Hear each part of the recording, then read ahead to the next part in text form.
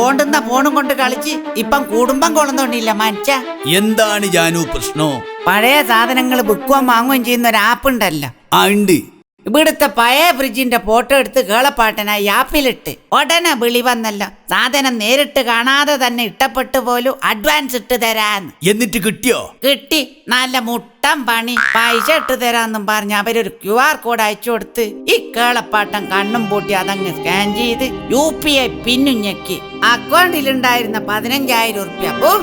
ഇതൊന്നുമല്ലേ നമ്മുടെ കുട്ടപ്പന്റെ മരുമോയ IT എഞ്ചിനീയറാ. ഓൺലൈൻ ഗെയിം കളിക്കുവേ രജിസ്ട്രേഷൻ ഫീസ് 100 ഉറുപ്പ്യ അയച്ചതേ ഓർമ്മയുള്ളൂ. 50,000 ഉറുപ്പ്യ കട്ടപ്പുക. പിന്നെ സതീശന്റെ ഏതോ സുഹൃത്ത് ഫേസ്ബുക്കിൽ വീഡിയോ കോള് ചെയ്ത് പൈസ ചോദിച്ച്. പക്ഷെ അത് യഥാർത്ഥ സുഹൃത്തല്ല, സംഗതി അയ്യോ വീഡിയോ ആയിരുന്നു.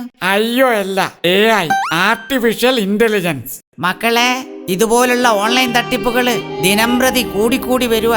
ഇനി ജാനുവടുത്തി പറയുന്ന കാര്യങ്ങൾ ശ്രദ്ധിച്ചാൽ നിങ്ങൾക്ക് നല്ലേ.